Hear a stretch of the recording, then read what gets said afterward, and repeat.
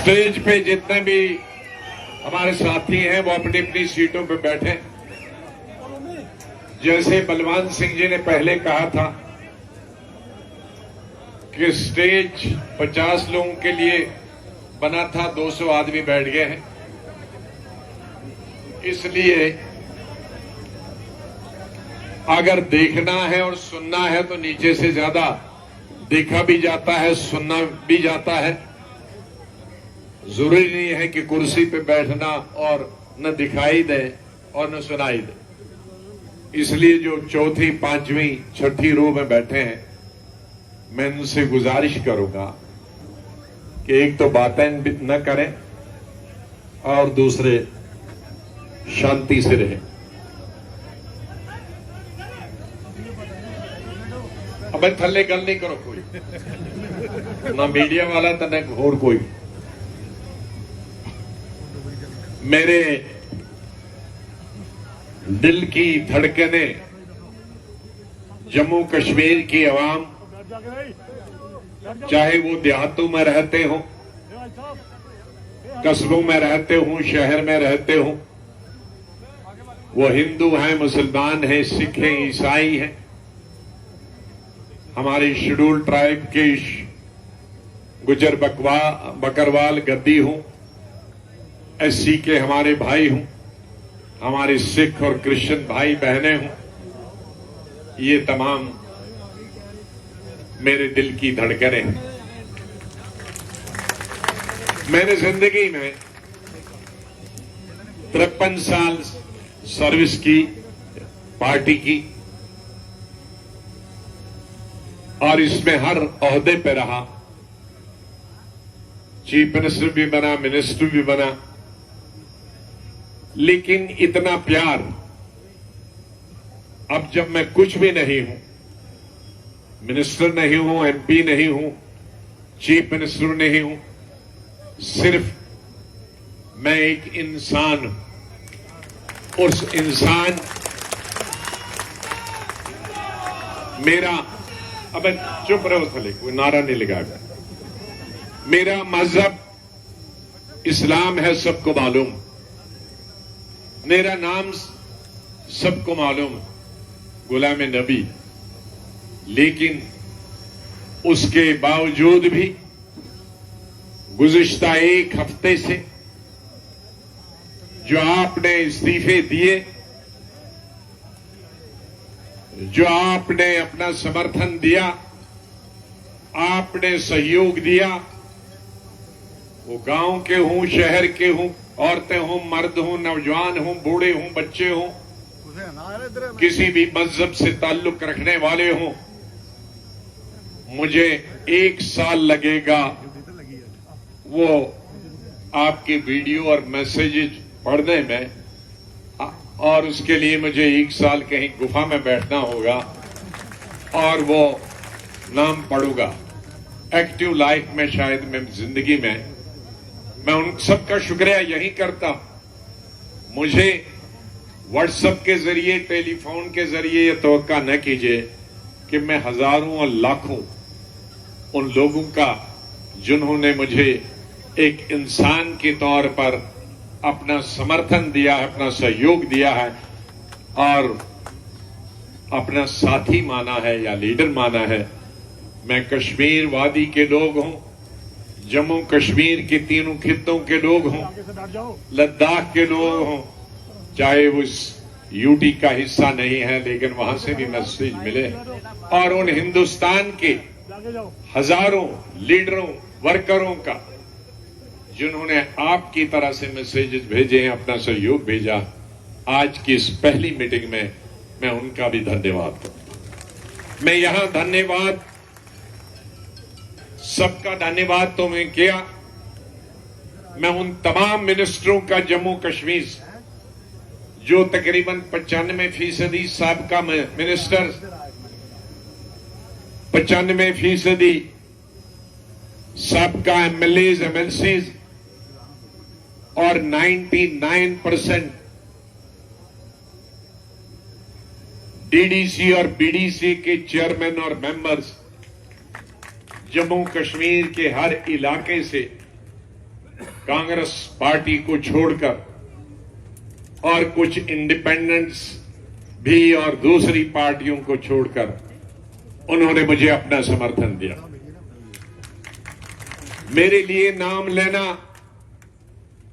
उन तमाम मिनिस्टरों का सब डाइस पे है, कोई पहली लाइन, दूसरी लाइन, तीसरी लाइन, और दूर दराज इलाकों के वो साबका मिनिस्टर एमएलए जो कश्मीर से हैं या दूर दराज, वो उनसे मैंने ही माफी मांगी है कि आप इधर नहीं आना, आपके इलाकों में जब आऊंगा। लेकिन बिलखुसूस मैं उन 5 एमएलए का शुक्रिया अदा करता। कांग्रेस पार्टी के कुल 12 एमएलए चुन के आए थे, उनमें से 3 एमएलए लद्दाख,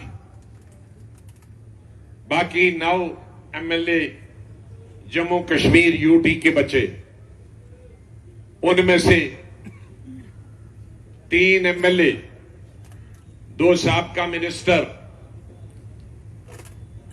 2 जम्मू सूबे के कश्मीर का, हमारी पार्टी छोड़कर कश्मीर की एक इलाकाई पार्टी में चले गए। 2 साल हुए, मैंने न उस इलाकाई पार्टी के लीडर का नाम लिया, न उसके बारे में एक लफ्ज कहा, न मैंने उन 3 साबका एमएलए और मिनिस्टर के बारे में एक शब्द इस्तेमाल किया। लेकिन उसके बावजूद भी मेरे सिर्फ अलग पार्टी बनाने पे वो बौखला गए। मैं क्या करूं, मैं नाम नहीं लेना चाहता। तो बाकी सिर्फ कांग्रेस पार्टी के 6 एमएलए पिछले 2 साल से बचे थे। उनमें से 5 एमएलए चिनाब वैली से जेएम सुरुड़ी साहब और पीर पंचाल से चौधरी अकरम साहब बचे थे, दोनों हमारे साथ आ गए। कश्मीर वादी से 3 ही एमएलए बचे थे, मोहतरम हाजी अब्दुल रशीद साहब जो 2002 से चलते आ रहे हैं और अभी भी जो डिसॉल्व्ड असेंबली के मेंबर उसमें थे, गुलजार अहमद वानी साहब अनंतनाग से, हाजी साहब बारामूला डिस्ट्रिक्ट से है और गुलजार वानी साहब अनंतनाग से हैं। ये भी 2 असेंबलियों में, 3 असेंबली में जीत गए। और जो हमारा फाइटर मिसाइल है भट्ट साहब जो 6 साल एमएलए रहे, यूथ कांग्रेस के स्टेट प्रेसिडेंट रहे और डिसॉल्व असेंबली के मेंबर थे। तो 5 के 5 एमएलए हमारे साथ आए। 2 साल से 6ठा एमएलए भी हमारे साथ था, अपना अजीज ही है। मैं दुआ करता हूं उनके लिए वो कामयाब हो जाएं। लेकिन उन्होंने पलटी आखिरी वक्त पर मारी, तो मैं उनके लिए दुआ ही कहूंगा, वो चाहे कितनी भी गालियां दें, हमारे लिए अजीज ही रहेगा।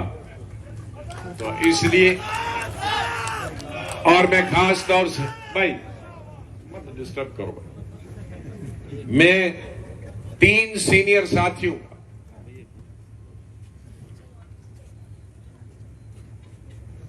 जो डिप्टी सीएम रहे, ताराचंद जी, ये 96 में चुन के आए, आज से 26 साल पहले। मैंने ही टिकट दिलाने में मदद की, वो उनको आज भी याद है, और कईयों को जो इधर नहीं आ रहे हैं उनको भूल गए। उसके बाद उस वक्त चीफ विप रहे पार्टी के 6 साल। फिर जब मैं सीएम था 6 साल ये स्पीकर रहे। बाद में कोalition गवर्नमेंट हुई उमर साहब के साथ, ये डिप्टी चीफ मिनिस्टर रहे। तो कांग्रेस के जम्मू सूबा से 2-3 ही डिप्टी चीफ मिनिस्टर रहे, उसमें कांग्रेस के अकेले बचे हैं। बीजेपी के 1-2 हैं, उनको उम्र भगवान दे, मैं किसी के लिए बुरा नहीं चाहूंगा। तो कांग्रेस के जीवित जो डिप्टी सीएम मैं अकेले। मैं मशगूर हूं कश्मीर वादी से। मेरे पुराने साथी यूथ कांग्रेस पीरजादा मोहम्मद सईद, जब मैं जब स्टेट प्रेसिडेंट था इमरजेंसी के दौरान, ये मेरे साथ अनंतनाग के डिस्ट्रिक्ट प्रेसिडेंट, बाद में पीसीसी में रहे। जब मैं पीसीसी प्रेसिडेंट 2002 में, आज से 20 साल गए, तो इन्होंने पीसीसी प्रेसिडेंट की सदारत हासिल। ये मिनिस्टर 80s में भी रहे, 90s में भी रहे, और पीसीसी प्रेसिडेंट और सीनियर मिनिस्टर कई अरसा रहे। इन्होंने हमारा साथ छोड़ा नहीं पिछले 45 साल से, और आज भी। ये ज्यादा सही साहब, हाथ तो खड़ा करो, अरे इनको खड़ा करो। मैं दूसरे सीनियर आदमी, सीनियर लीडर, जिनका इतिहास तारीख महाराजा हरि सिंह के जमाने से शुरू होता, जिनके वालिद साहब हरि सिंह की फौज में ब्रिगेडियर थे, उनके पुत्र हमारे ताज मोहिद्दीन साहब, जो मेरी तरह 2 in 1 है, जम्मू के भी है, कश्मीर के भी है, और मैं जरा 3 in 1 हूं। मैं हिंदुस्तान का भी हूं, क्योंकि पूरे मेरी असली पॉलिटिकल जिंदगी महाराष्ट्र से हुई। मैं उनका महाराष्ट्र के मेरे भाइयों को जब 1979 में लड़ने गया, मुझे कोई भी नहीं जानता था। मेरी कैंपेन में बहुत सारे लोग कहते हैं कि इसने जिताया, मक्खी भी नहीं आई थी। मेरे कुछ 1-2 यूथ कांग्रेस के साथी यहां से आए थे, और लेकिन लीडर कोई भी नहीं आया था, न स्टेट का लीडर न दिल्ली का लीडर। लेकिन वहां के लोगों ने प्यार दिया, आज तक दिया।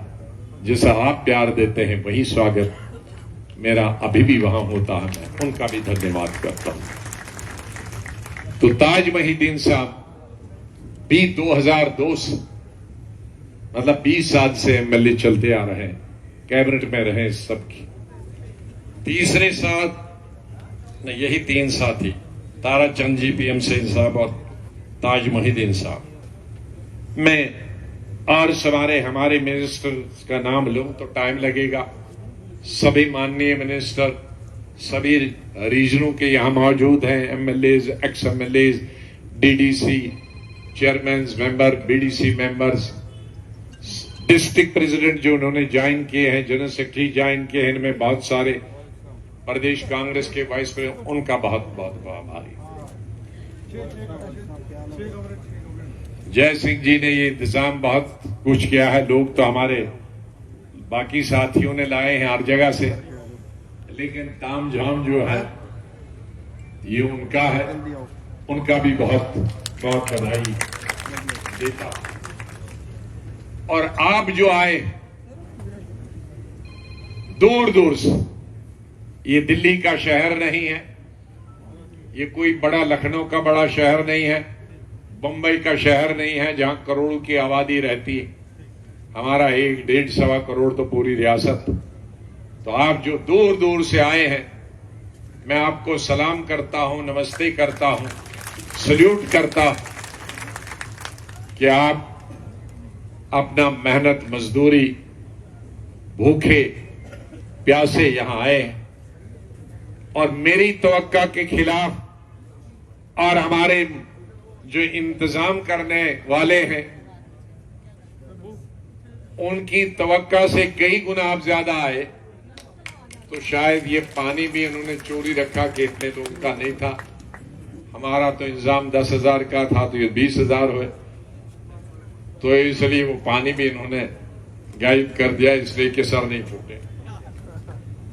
तो ये आप जो प्यासे इस जम्मू की गर्मी में और भूखे इस जम्मू की गर्मी में दूर दूर से आए, मेरे हर तबका के, एसटी के हों या बाकी शहर और हमारे किसी भी धर्म के भाई बहने नौजवान हों, मैं उनका भी धन्यवाद करता हूं। भाइयों और मेरी बहनों, यहां हैं बुजुर्गों, साथियों, मुझे किसी भी आदमी का दिल्ली से घर में कंप्यूटर चलाने वाले का और गलत मैसेज लोगों को भेजने का,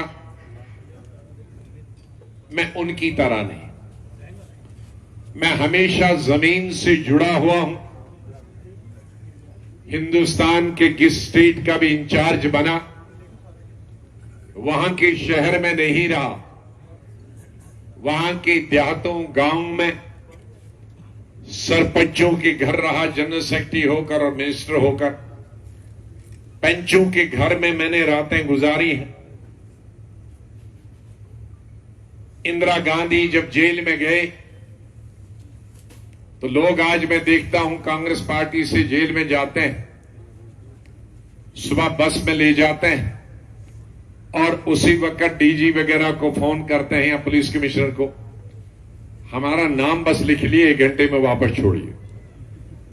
इसलिए कांग्रेस आगे नहीं बढ़ पाई। लेकिन मैं जनरल सेक्रेटरी था all India youth Congress.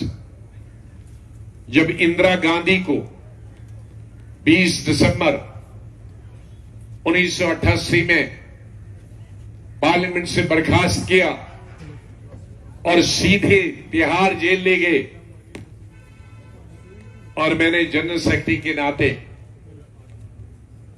5000 youth Congress के लड़कों का जुलूस दिल्ली के जामा मस्जिद से शुरू करके पार्लियामेंट की तरफ बढ़ा।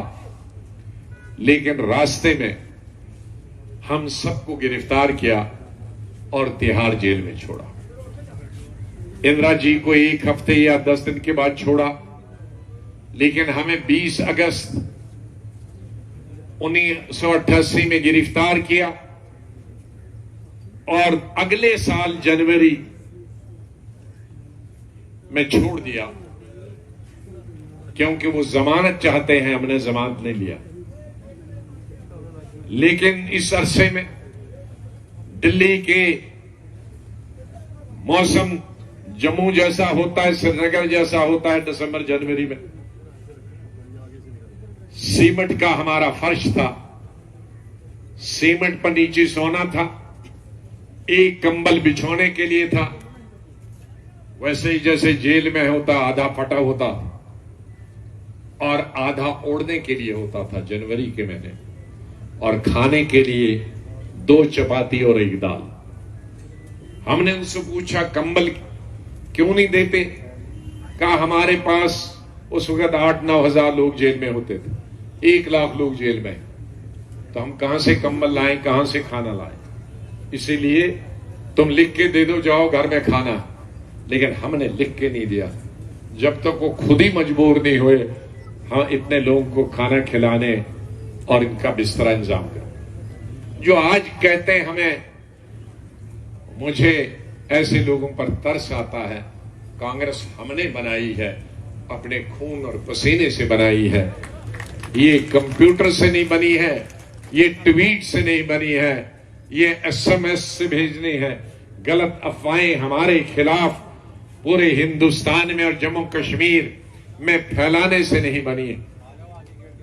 दुनिया, हमारे लोग, गरीब लोग, किसान लोग, मजदूर लोग, हमारी बहू बेटियां, हमारे नौजवान, हमारे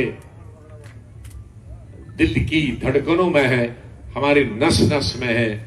वो लोग जो हमें बदनाम करने की कोशिश है, उनकी रीच, उनकी अप्रोच सिर्फ ट्विटर पर है, कंप्यूटर पर है, SMS पे है, और इसीलिए जमीन से कांग्रेस गायब हो गई।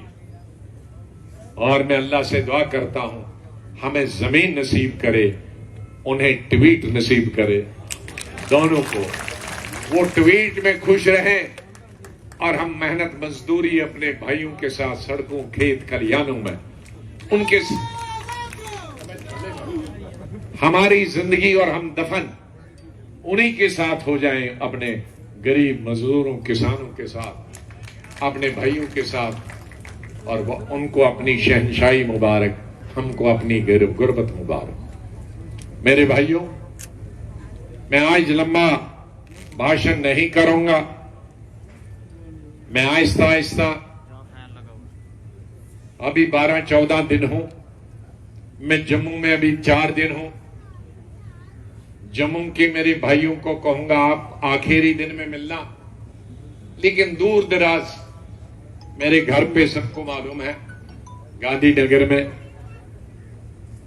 चौक में जो दूर दराज से आए हुए हैं, रजौरी, पुंछ, चिनाब वैली, वो सबसे पहले कल मिले, आज तो नहीं।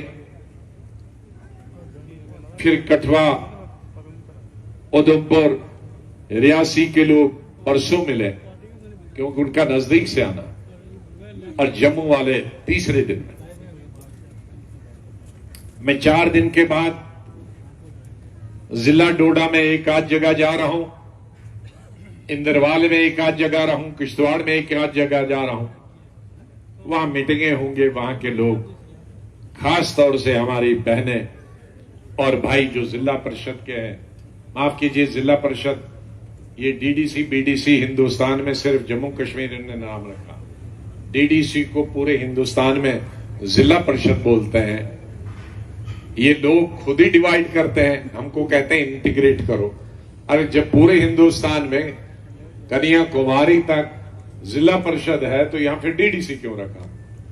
बीडीसी वहां ब्लॉक समिति है, यहां बीडीसी, इसलिए मुझे जब जिला परिषद निकल जाता है तो उसका मतलब है डीडीसी, ब्लॉक समिति निकल जाता है तो उसका मतलब है बीडीसी। तो मेरे बीडीसी के भाई बहन कश्मीर के हों, रजौरी पुंछ के हों, कठुआ के, उधमपुर के हों, रियासी के हों, उनकी बारी अपने अपने स्टेटों में आएगी, अपने अपने डिस्ट्रिक्ट में आएगी बोलने की, और लीडरों की और मंत्रियों। हमारे कश्मीर के हमारे एक आध सिर्फ सदर साहब बोले, मैं उनसे कहा भाई कश्मीर में अभी मैं 12 तारीख को हूं, वहां तुम लोग बोलना। जम्मू के साथियों को मैंने कहा एक आध आदमी यहां बोलो, बाकी आपके डिस्ट्रिक्टों में बोलना। तो मेरे कहने का मतलब है, सुरड़ी साहब और बलवंत सिंह जी ने, और बाद में सबका एक्सडीपी में डिप्टी सीएम ने फरमाया, मेरा वक्त एक गेस्ट अपीयरेंस की तरह, 2.5 साल कोई लंबा टाइम नहीं होता है। हिंदुस्तान की तारीख में 2.5 साल 1 सेकंड के बराबर होते हैं, और जम्मू कश्मीर की तारीख में जब से चीफ मिनिस्टर बने हैं तो उसकी तारीख अगर गिने तो 2.5 साल 5-10 मिनट होता है। तो उस 10 मिनट के अरसे में मैंने फास्ट ट्रैक सिस्टम किया, और कुछ ऐसी चीजें हैं जो दुनिया में मैंने पहली दफा की। दुनिया के किसी भी मुल्क में, चाहे वो मरकजी सरकार हो या अमेरिका जैसे में चीफ मिनिस्टर नहीं होता है, स्टेटों का गवर्नर होता है, या लंदन में, ब्रिटेन में, दूसरी स्टेटों में, या हिंदुस्तान के स्टेटों में, वो कहीं नहीं है। और जम्मू कश्मीर के लिए भी मैंने वही प्लान बनाया था, मैंने ही बनाया था, और मेरे साथ ही खत्म हुआ। कहीं भी तामीर करने का सिलसिला डबल शिफ्ट और ट्रिपल शिफ्ट, ट्रिपल शिफ्ट का मतलब 24 घंटे तामीर करना। मुझे फख्र है कि ट्यूलिप गार्डन, एशिया का पहला ट्यूलिप गार्डन, शायद 15 साल पहले, आज तो शायद और कहीं बना होगा, 15 साल पहले एशिया का पहला ट्यूलिप गार्डन आपके इस साथी ने बनाया, सिर्फ 1.5 साल। जिस साल में, जिस दिन मैंने जगह देखी, काम नहीं शुरू किया, और जिस दिन इनॉग्रेशन करवाया सोनिया गांधी से, इंदिरा गांधी के नाम से मैंने ट्यूलिप गार्डन नाम रखा, सिर्फ 1.5 साल में तामीर हुई, 3 शिफ्टों में, 24/7। क्या हिंदुस्तान में कोई मुगलों में भी तो बनाए पार्क, उसके साथ साथ 10,000 साल लगे। मैंने हज हाउस 8 महीने में बनाया कश्मीर का। मैंने अपनी यात्रा जो करते हैं हमारे हिंदुस्तान भाई, हमारे हिंदुस्तान भर से जो हमारे भाई बहनें आते हैं वहां कश्मीर जाने के लिए, अमरनाथ यात्रा के लिए, उनके लिए यहां भगवती नगर में रिकॉर्ड 3 महीने में 4 मंजिला, एक नहीं कमरा नहीं, सैकड़ों कमरे, वो यात्री निवास 3 महीने में बना। डेट मुझे याद नहीं है, लेकिन मार्च के महीने में उसका फाउंडेशन स्टोन रखा और तीसरे महीने जून में उसका उद्घाटन किया, कुछ दिन पहले यात्रा शुरू होने से। मुझे हिंदुस्तान में कोई बताए उसने हज हाउस और यात्रा हाउस 3 और 8 महीने में बनाया। मैंने जम्मू कश्मीर की असेंबली 11 महीने में बनवाई। ऐसे कई पुल है, ऐसे कई स्कूल हैं। मैंने 6 एम्स बनवाए ट्रिपल शिफ्ट में, अलग अलग स्टेटों पर, हेल्थ मिनिस्टर के नाते 2.5 साल में। और शहर एम्स का मतलब होता है 25,000 लोगों के लिए अकोमोडेशन, डॉक्टर्स और स्पेशलिस्ट और लेबोरेटरीज, लाइब्रेरीज और डॉक्टरों के लिए अलग अलग कमरे, ऑपरेशन के इसलिए सैकड़ों कमरे। ये 2.5 साल में बने। दूसरी हुकूमतें शायद 10-10 साल में बनाएंगी। तो ये इसी तरह से कोई चीज नहीं। करप्शन खत्म की। कश्मीर में क्या क्या किया वो वहां हम बताएंगे। यहां गोल्फ कोर्स पहली दफा बना, आर्मी का था, बीएसएफ का था, सिविल गोल्फ कोर्स मैंने बनाया। उसके बाद में एक बड़ी लेक बनाना चाहता था, गुजरनगर से पीछे तक 5 किलोमीटर और 2 किलोमीटर खुला। वो जमीन मेरे डिपार्टमेंट में नहीं थे, मेरे सहयोगी मिनिस्टर साथियों के डिपार्टमेंट में। उन्होंने कैबिनेट में उसको रद्द किया। फिर मैं पूरी कैबिनेट को दिखाने गया, लेकिन तो भी उन्होंने रद्द किया। इसलिए उस जगह पे मैंने फिर गोल्फ कोर्स बनाया। लेकिन मेरी ख्वाब को पूरा करने के लिए मेरे जो साथी मिनिस्टर्स थे, उमर साहब की उम्र में ताज मोहिद्दीन साहब ने वो जो अगली जगह, पिछली अच्छी जगह तो नहीं मिल पाई थी, तब इन्होंने जरा नीचे पुल बना के उसके लिए लेक बनाने की शुरू की। हाँ, 4th ब्रिज बनाया और उसी के साथ वो लेक बनाने का भी था और वो बना। मैं हरि सिंह पार्क बनाया, जनाना पार्क बनाया। हरि सिंह जो पहले सभी 10 साल से लगे हैं ठुक ठुक ठुक ठुक करते, मैंने एक गो में 40 करोड़ से मंजूर कराया गवर्नमेंट ऑफ इंडिया 8 उनके रिपेयर के लिए। वो 40 करोड़ अभी इनसे खर्च नहीं होते। और कितने पार्क बनाए, कितने तहसीलें बनाई, कितने डिस्ट्रिक्ट 4 बनाए, कितने मेडिकल कॉलेज बनाए, कितने शिवखोड़ी बोर्ड बनाया। इस तरह से मैंने कोई हिंदू मुस्लिम के बीच में तनाव नहीं। जमीन जो हमारे गुजर बकरवाल, SC ST या यहां शहर के अंदर वो हिंदू हो या मुसलमान हो, जो 40-40 साल के से उन पे कब्जा था, पटवारी लूटते थे, पुलिस लूटती थी, असेंबली में पास करा के उनको जमीन दी, असेंबली में पास की। उसके बाद भी वो जमीनें वापस ले गए। कोई हमारे जो उस वक्त अडाक रहबर तालीम, रहबर ज़रियात, वो यहां के थे, वहां के लगा दिए। मनरेगा अभी मेरे साथी ने कहा कि मनरेगा में, यूपीए और यूपीए 1 में और उससे पहले अटल जी की गवर्नमेंट में और उसके बाद मोदी जी की गवर्नमेंट में, इन 26 साल में अगर किसी स्टेट को ये जो गांव में सड़कें देहात में बनी है पीएमजीएस के लिए, किसी स्टेट के लिए अगर मैंने कंपनसेशन मंजूर करवाई है वो सिर्फ जम्मू कश्मीर। जब मैं चीफ मिनिस्टर बना तो मैं प्राइम मिनिस्टर के साथ मिला 1 घंटा बात की कि सर मेरे जम्मू कश्मीर में देहात में कोई सड़क नहीं बनेगी, राजौरी पुंछ में कोई सड़क नहीं बनेगी, उधमपुर डिस्ट्रिक्ट में,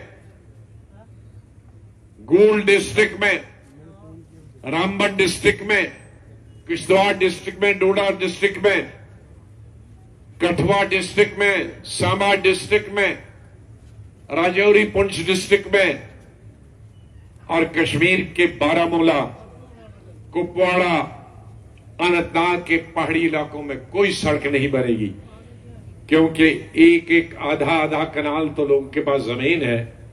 मैं सड़क के लिए एक्वायर करूंगा तो खाएंगे क्या? तो उन्होंने पूछा कहने का मकसद क्या? मैंने कहा कंपनसेशन। उन्होंने कहा ये कैबिनेट के लिए लेना पड़ेगा। मैंने कहा आपको यूनाइटेड नेशन लेना पड़ेगा, लीजिए। मैंने कहा कैबिनेट मिनिस्टरों को मैं एक से मिलूंगा, क्योंकि तब तक मैं सीएम बना था।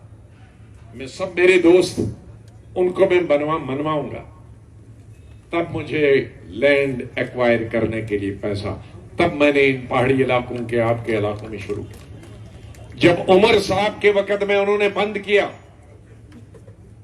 तो मैंने प्राइम मिनिस्टर और सोनिया गांधी जी किश्तवाड़ में बुलाया, बहुत भारी जलसा हुआ। मैं उस वक्त मैं कैबिनेट का मिनिस्टर था, खुशकिस्मती से दिल्ली में। तो मैंने कहा कि ये मेरा इलाका है, मेरा डिस्ट्रिक्ट, लेकिन मैं आज इस डिस्ट्रिक्ट की बहुत सारी अनडिवाइडेड डिस्ट्रिक्ट की मांगे, बहुत सारी मैंने पूरी की है। डिस्ट्रिक्ट देना, कॉलेज स्कूल देना, उसमें आपके देने के लिए कुछ रहा नहीं है, वो मैं दे रहा हूं। सिर्फ मैं स्टेट की तरफ से एक ही चीज मांगता हूं, जो मेरे वक्त में आपने सहूलियत दी थी, जमीन का कंपनसेशन देने की। वो कंपनसेशन उमर साहब के वक्त में हमारी कोalition गवर्नमेंट है, उसको कंटिन्यू। लकली मैं कैबिनेट मिनिस्टर था, मैंने पार्लियामेंट में कैबिनेट में उठाया, कैबिनेट में नोट आ गया, रिजेक्ट कर दिया कैबिनेट। उन्होंने कहा आसाम में नहीं है, नागालैंड में नहीं है, नॉर्थ ईस्ट में नहीं, मिजोरम में नहीं। तो उससे गया गुजरा। मैंने कहा हाँ, उससे गया गुजरा।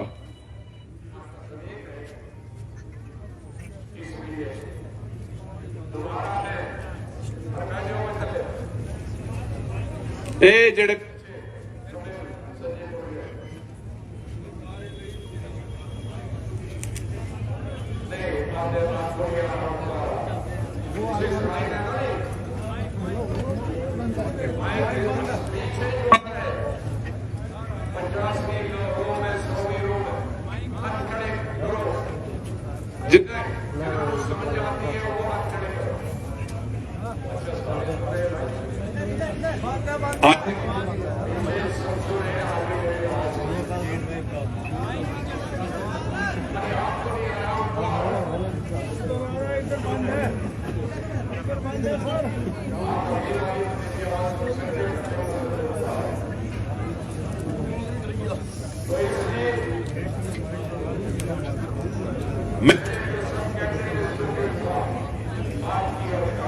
दूसरी काबीना में मंजूर हो गया।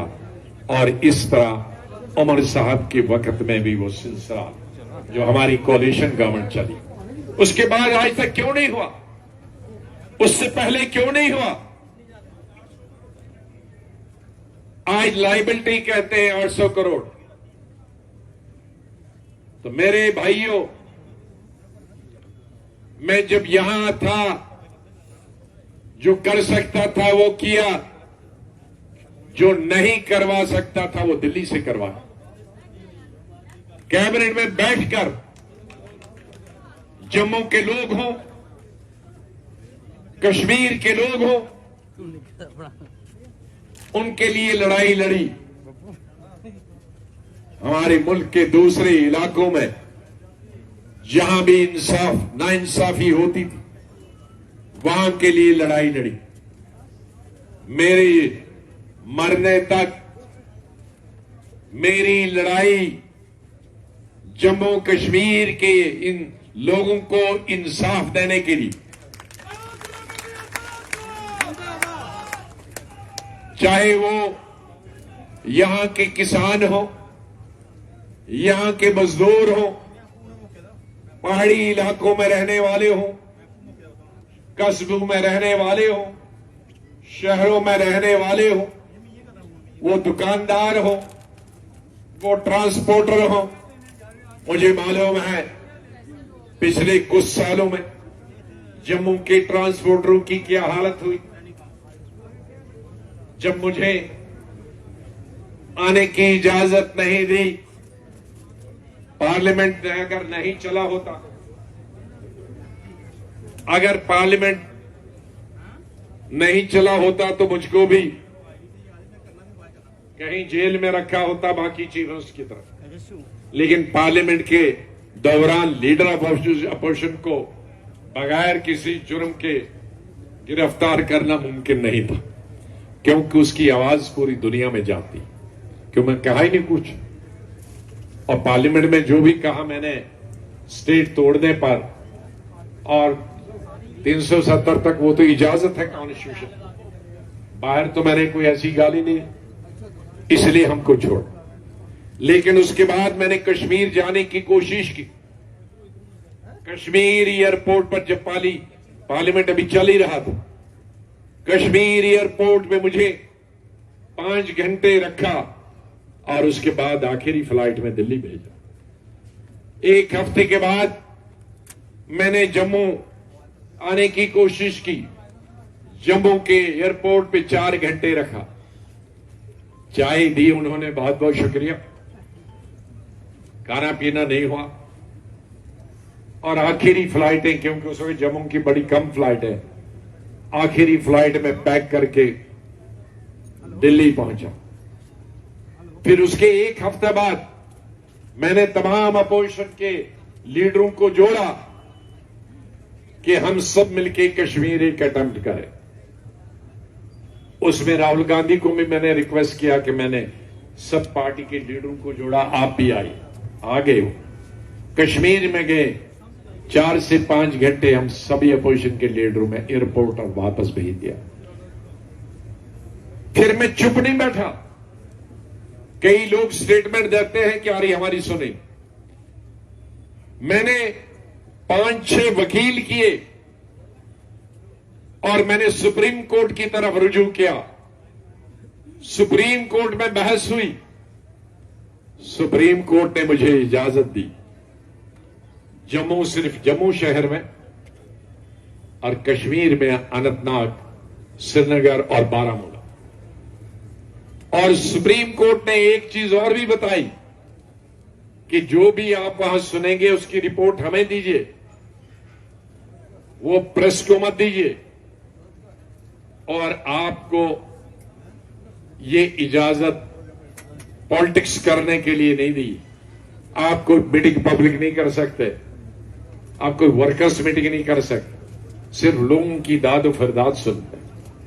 सुप्रीम मैंने दौरा किया, सुप्रीम कोर्ट मैंने जो हो रहा था जम्मू में, किसानों की, हमारे ट्रांसपोर्टर की हालत क्या थी, हमारी सब्जी मंडी और शहीदी चौक या बाकी जगहों में हमारे दुकानदारों की क्या हालत होती, हमारे 30 साल होटल वाले फ्रूट वाले, उनकी क्या हालत हुई थी। जो नौकरी करते हैं, जो मजदूर करते हैं, उनको काम नहीं मिल रहा था, वो कैसे भूखे मर रहे हैं। कश्मीर में फूड इंडस्ट्री कैसे तबाह हुई। हमारे वहां जो दूसरा हैंडीक्राफ्ट वो कैसे बर्बाद हुआ। हमारे कश्मीर मजदूर कैसे भागे। ये तमाम मैंने चीजें सुप्रीम कोर्ट को भेजी। तो ऐसा अगर कहेगा कि हमने कुछ नहीं किया, अगर मैंने ये सब कुछ नहीं है, वो मुझे बताइए उन्होंने क्या किया है। सिर्फ लोगों को गुमराह करना, इसके अलावा और कुछ किया। मैं मुबारकबाद देता हूं फारूक अब्दुल्ला साहब, हमारी सियासी तौर पर वो हरीफ रहे, इकट्ठे रहे, प्यार करते रहे, लव हेट हमारा रिलेशन चलता रहा, लेकिन उन्होंने एक लफ्ज भी नहीं कहा, बल्कि तारीफ की, एक स्टेट्समैनशिप। कल को शायद इलेक्शन में हमारा टकराव हुआ, लेकिन लीडर वो है, वो टकराव से नहीं डरे, क्योंकि जमहूरियत में हर पार्टी को पार्टी बनाने का हक है,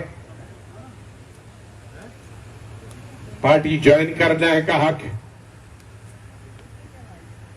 मुझे खुशी है कि शोहिब लेन साहब जो उस पार्टी में थे, जो ज्यादा चलाते हैं, एक विकेट चली गई, यहां मौजूद है।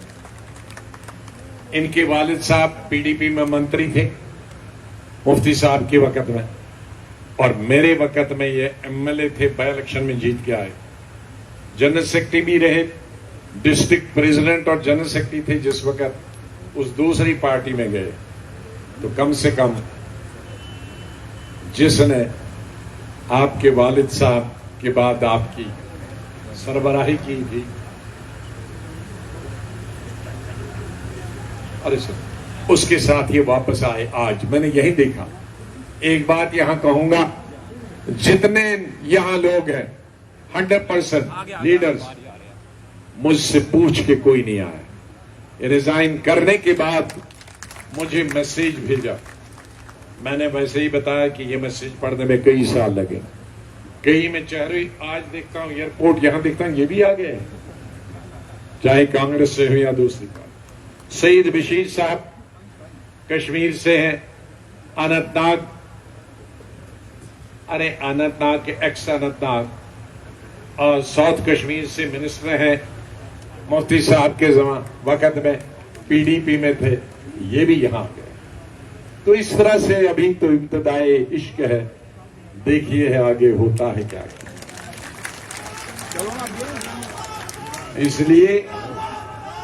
इसलिए मैंने कुछ चीजें आखिर में कुछ नोट की। मेरा अगले वक्त में जो नई पार्टी बनेगी, कई नाम लोग दे रहे हैं, वो सब गलत है, अभी डिसाइड नहीं किया। हमारी पार्टी का और झंडा जब सूबा के लोग, कश्मीर सूबा के लोग और लीडर मिलकर जो तय करेंगे, वही झंडा होगा, वही नाम।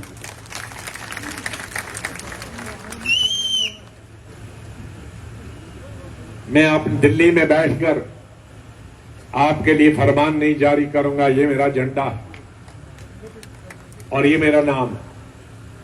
उसमें इनका सहयोग होना चाहिए, इनका दिल होना चाहिए। वो नाम और झंडा गांव वाले भी बोल सकते होंगे, शहर वाले और कस्बे वाले। मेरे पास कई नाम आए, कश्मीरी के नाम आए, वो उर्दू ज्यादा फल देते हैं। हमारे जम्मू वाले हैं, वो संस्कृत वाला देते हैं। मैंने कहा भाई, जब ट्रांजिशन हो रहा था 1947, उससे पहले उर्दू पढ़ी जाती थी, उर्दू बोली जाती थी। आजादी के बाद हिंदी भी आ गई, संस्कृत भी। पहले तो कोई बहुत ही विद्वान पढ़ते थे, लेकिन इंट्रोड्यूस। तो नेहरू ने कहा कि हमारा हिंदुस्तान गंगा जमनी हिंदुस्तान, तो हमारी आम बोलचाल होगी सभी धर्मों के, वो न संस्कृत होगी और न बिल्कुल प्योर होगी, वो हिंदुस्तानी होगी। तो आज 75 साल से हिंदुस्तान के हिंदू मुसलमान सिख ईसाई हिंदुस्तानी बोलते हैं। हिंदुस्तानी किसको कहते हैं? जो मेरे हिंदू भाइयों ने भाषण किया, मेरे मुसलमान भाइयों ने भाषण किया यहां भी और हिंदुस्तान में, जो हम घर में भाषण करते हैं, वो ना किसी मौलाना की उर्दू है न किसी पंडित जी की संस्कृत है, वो आम भाषा है जो सबको समझ आती है। तो मेरा नाम पार्टी का भी एक उसी पंडित जवाहरलाल नेहरू की तरह एक ऐसा हिंदुस्तानी नाम होगा जो हिंदू भाई भी समझे, मुसलमान भाई भी समझे, सिख भाई भी समझे, ईसाई भी समझे। बौद्ध अगर इसका हिस्सा होते, सौभाग्य से वो सब उर्दू जानते हैं, इसलिए कोई प्रॉब्लम नहीं होती। तो मेरे भाइयों, मैंने कुछ सुनिए, आखिरी है, मैंने 10 मिनट में बताता हूं कि मेरा आने वाला एजेंडा क्या है। मैं इंग्लिश मीडिया के लिए और हिंदी समझने वाले, उर्दू समझने वाले के लिए उसका ट्रांसलेशन करूंगा, लेकिन अंग्रेजी वालों के लिए उसका पहला काम होगा। हमारा एजेंडा सबके लिए होगा, मैं इसकी कॉपी दूंगा, ये सिर्फ मैं नहीं बोलूंगा, सब अपनी अपनी बोलूंगा। Restoration of full statehood, right to land, कोई नाराज नहीं, right to land and employment to native domicile. 3 चीजें हमारी सबसे ज्यादा प्राथमिकता होंगी हमारी पार्टी की। पूरी स्टेटहुड, ऐसी असेंबली नहीं जिसमें लेफ्टिनेंट गवर्नर, ऐसी असेंबली जिसमें गवर्नर हो, ला असेंबली बनानी चाहिए। दूसरा, जमीन कोई बाहर से न खरीदे, जम्मू में या कश्मीर में जाओ, नौकरी बाहर से कोई न करे। हमारी नौकरियां कितनी होती है? समंदर में बूंद के बराबर। उसको भी आप ऑल इंडिया एडवर्टीजमेंट करो तो वो बूंद से भी गायब हो जाएंगे। और ये मुबारकबाद देता हूं महाराजा हरि सिंह जी को। ये दोनों चीजें, तीनों चीजें 1925-1930 में हरि सिंह ने रखी जमीन, और बाद में जब अकॉर्ड हुआ उसमें हिंदुस्तान के कॉन्स्टिट्यूशन में भी, संविधान में भी और जैन के कॉन्स्टिट्यूशन में था। तो ये कोई असंवैधानिक बात नहीं, जिसको 72 साल हिंदुस्तान के आईन ने, हिंदुस्तान के राष्ट्रपतियों ने, हिंदुस्तान के प्राइम मिनिस्टरों ने, कांग्रेसी हो गैर कांग्रेसी हो, उन्होंने मंजूर किया। पार्लियामेंट ने, लोकसभा राज्यसभा ने मंजूर किया। तो हम कौन होते हैं इसको गलत कहने वाले? इसी तरह से जम्मू कश्मीर में ह्यूमन राइट्स वायलेशन की कई वारदातें आई, ज्यादातर किलिंग तो हमारे जहां हिंदू इलाकों में भी जम्मू की हुई है, मुसलमानों की भी 20-20, 30-30 लोग एक मैसेकर में मिलिटेंट तो हमारे हिंदू मुसलमान भाई हैं। लेकिन ह्यूमन राइट्स वायलेशन की ज्यादा वारदातें कश्मीर से आई, उसके बारे में मैं कश्मीर की स्पीच में बताऊंगा। फिर return and rehabilitation of Kashmiri pandits in the valley. मेरा रिकॉर्ड है, मत करो, मेरी चीफ मिनिस्टर के दौरान शुक्रिया अदा करता हूं हमारी गुजारिश इस पर मनमोहन सिंह ने, जो जगती, मैंने वो जगह भी खुद देखी, चुन भी के लिए और बनवाई भी, और मनमोहन सिंह जी इनॉग्रेट की, तकरीबन 20,000 हमारी कश्मीरी वहां, और उसके अलावा और दो तीन जगहें वो भी मैंने बनवाई। जम्मू बडगाम में भी प्राइम मिनिस्टर ने पैसा दिया, उससे भी बनवाए। कुछ मुफ्ती साहब के जमाने बनी, कुछ मेरे अमीन भट्ट से आपके कुछ एरिया में बनी। तो ऐसा हम जबानी नहीं कहते, जो हमारी रिसोर्स थी उस वक्त में हजारों लोगों को बसाया। इसलिए ये कोशिश जारी रहेगी कि जो भी आना चाहता, हम जबरदस्ती किसी, मुझे कश्मीरी पंडित, कल कश्मीर फंक्शन था, उसमें 90% कश्मीरी पंडित, कोई अमेरिका से आया था, प्राण किशोर जी हमारे बहुत राइटर, प्रोड्यूसर, डायरेक्टर रहे, उनके 76 साल हुए। उसने कल बुक रिलीज की, मैं चीफ गेस्ट था, वोरा साहब ने रिलीज की, मैं चीफ गेस्ट। मुझे खुशी हुई कि कुछ हमारे भाई अमेरिका पहुंचे, वहां फले फूले, कुछ लंदन पहुंचे, फले फूले, कुछ बम्बई, कलकत्ता, वहां फले फूले। लेकिन जो बेघर हैं, बेनौकरी के, मेरा दिल आज दुखता है।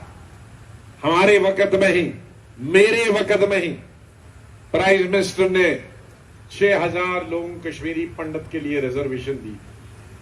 3,000 के लिए मैंने पहला एडवर्टीजमेंट किया था और वो आए थे। उस वक्त तक से आज तक वो 6,000 पूरे नहीं हुए। लेकिन पिछले 2-3 सालों से जो नौकरी करते थे कश्मीर की, उनकी फिर किलिंग शुरू हो गई है। ये किलिंग बंद होनी चाहिए। जो आना चाहिए उसके लिए रहने का बंदोबस्त करो।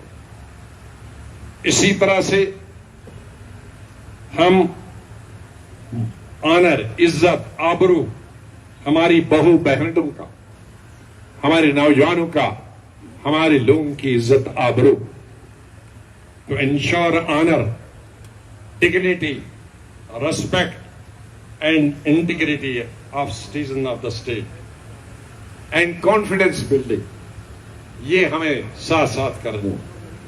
Creating an unemployment, employment create करना, अनएम्प्लॉयमेंट भयंकर है।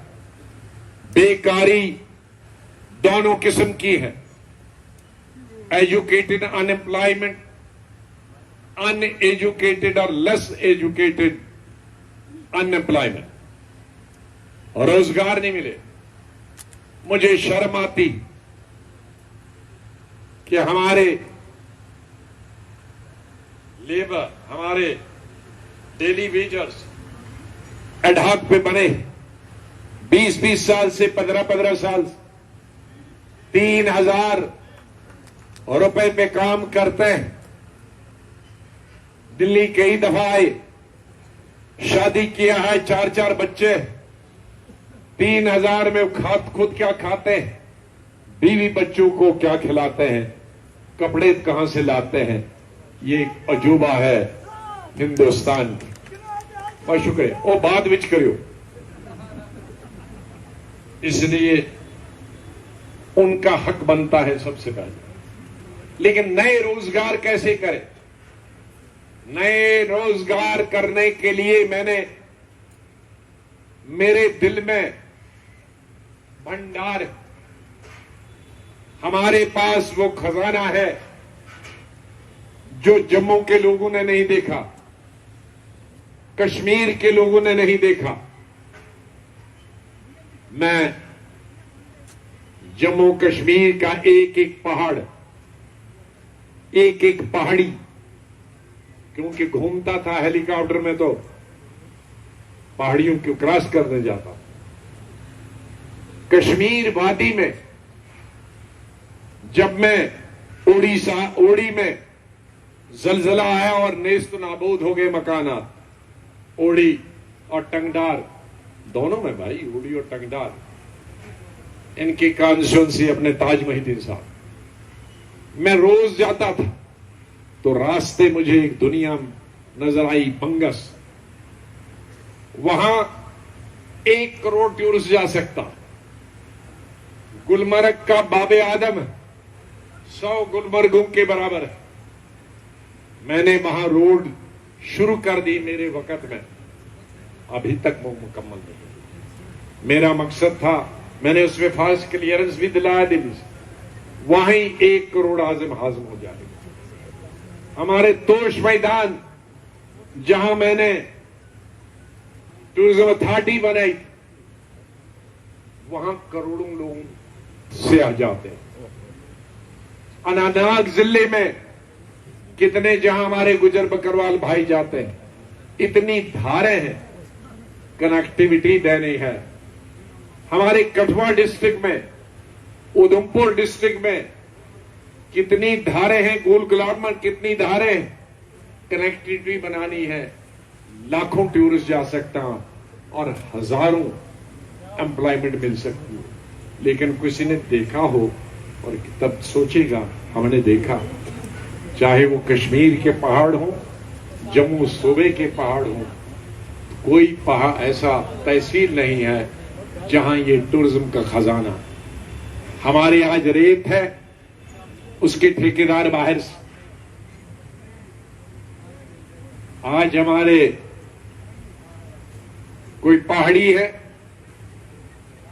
वो बाहर से। वाइन शॉप कश्मीर में तो है नहीं, लेकिन जम्मू में 50-250 थी, उसमें 125 भी बाहर। नहीं, कश्मीर में तो खुलने ही नहीं देते ना, अब खोली होंगी, लेकिन जम्मू में मुझे मालूम है 250 था। 250 में से सिर्फ 10 या 12 मिल गई, बाकी बाहर वाला। और उनका व्यापार, बिजनेस, बच्चे इसी पर तालीम हासिल करते थे 30 साल के, 40 साल के लिए। हमारी रेत थी, जो गरीब आदमी मकान बनाता था, वो बाहर से आए ठेकेदार, वो 1000 गुना ज्यादा कीमत पर बेच रहे हैं, बजरी बेच रहे हैं। हमारे गरीब कहां से मकान बनाए? बिल्डिंगें बनाने की कीमत 10 गुना बढ़ गई, कॉलेज स्कूल बनाने की 10 कीमत बढ़ गई। क्या सीन है, क्या सहूलियत मिलती है? कोई सहूलियत नहीं मिलती। अस्पताल मैंने बनवाए, डॉक्टर के लिए भी मैंने पार्लियामेंट में हेल्थ मिनिस्टर के नाते हिंदुस्तान के जो हेल्थ से रिलेटेड एक्ट, उसमें चेंज किया।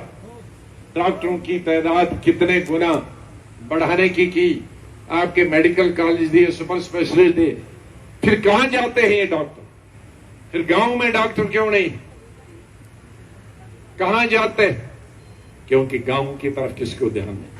शहरों में सुपर स्पेशलिटी की जरूरत, कहां है सुपर स्पेशलिटी? मैं आज हेल्थ मिनिस्टर नहीं हूं, डॉक्टर मुझसे तंग आ गए हैं कि आप हेल्थ मिनिस्टर नहीं है, हमारा खलासी करिए। दिन में मुझे 100 केस जम्मू कश्मीर के ज्वाइन कराने, क्योंकि सुपर स्पेशलिटी यहां नहीं है, उनमें डॉक्टर नहीं, इसलिए वो उसकी तरफ हमारा ध्यान। डेली वेजेस की मैंने बात की, Sikh revival of 6 unit creating jobs avenues. मैंने पार्लियामेंट में कहा कि स्टेट के डिवीजन के बाद कठुआ, पार्लियामेंट में कहा स्टेट के डिवीजन के बाद जम्मू कठुआ में 70% इंडस्ट्रीज बंद हो गई, और उसमें अभी भी 60-50% बंद है। उससे इंडस्ट्री, उसमें तो जम्मू के लोग, जम्मू सूबा के लोग, उनको रिवाइव करेंगे। ट्रेनिंग सेंटर, कोचिंग सेंटर, आज पूरे हिंदुस्तान में जो ज्यादा पढ़े लिखे नहीं है, लाखों ड्राइवरों की जरूरत, लाखों हाउस होल्ड की जरूरत, लाखों रेस्टोरेंट में जरूरत, यहां ट्रेनिंग सेंटर। आज जमीन नहीं है, लोग मजदूरी करें। जो 8वीं 10वीं पास, वो ये ट्रेनिंग कर सकते हैं, और एम्प्लॉयमेंट 4 दिन में मिलती इन तमाम चीजों। उनके ट्रेनिंग सेंटर को मेजर थ्रस्ट होगा डबल शिफ्ट और ट्रिपल शिफ्ट, इक्विटेबल